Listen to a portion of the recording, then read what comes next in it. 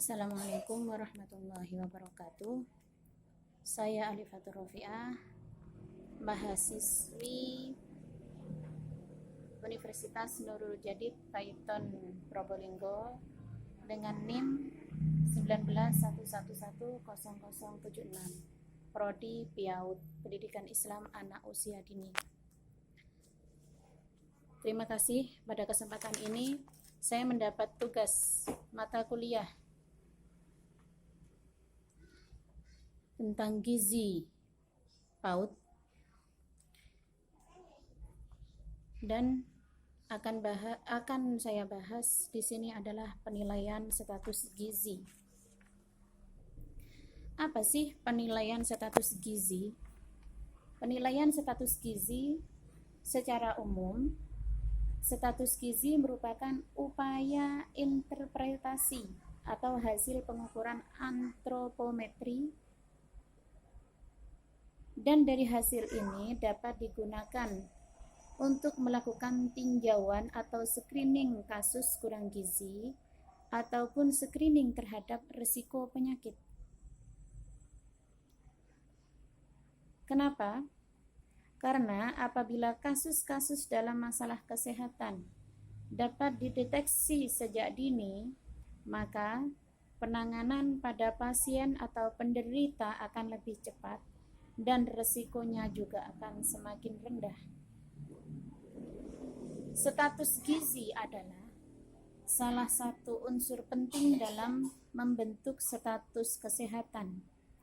Status gizi atau nutritional status adalah keadaan yang diakibatkan oleh keseimbangan antara asupan zat gizi dari makanan dan kebutuhan zat gizi oleh tubuh.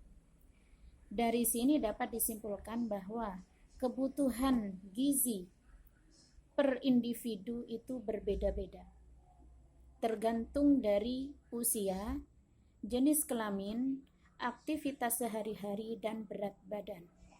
Karena dari perbedaan ini sangat mempengaruhi kebutuhan masing-masing gizi per individu.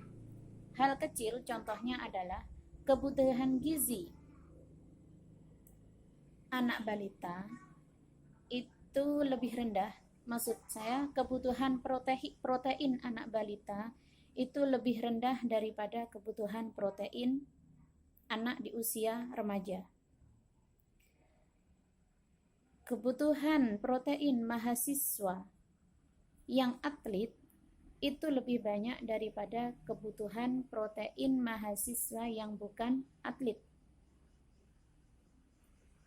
Status gizi seseorang tergantung dari asupan gizi dan kebutuhannya. Jika seimbang, maka akan menghasilkan status gizi yang baik. Namun, jika tidak seimbang, akan terjadi beberapa masalah. Di antaranya gizi buruk, terjadinya resiko penyakit, dan yang sekarang banyak terjadi adalah terjadinya obesitas pada balita. Kenapa bisa terjadi obesitas? Karena tidak diimbangi, tidak tahu ukuran dan takarannya, bagaimana seberapa besar gizi asupan protein yang harus diberikan kepada balita. Karena kebanyakan sekarang apa yang dianggap itu vitamin, apa yang dianggap itu bergizi, maka akan langsung diberikan kepada si anak. Ibu-ibu akan merasa bangga jika anaknya gemuk, sehat, tetapi obesitas adalah salah satu masalah kasus dalam kesehatan yang perlu ditelusuri, ditinjau atau screening tadi, karena obesitas dapat menimbulkan berbagai macam penyakit. Demikian dari saya.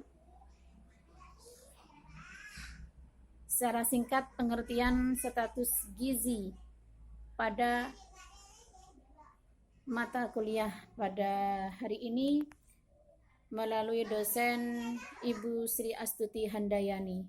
Terima kasih. Wassalamualaikum warahmatullahi wabarakatuh.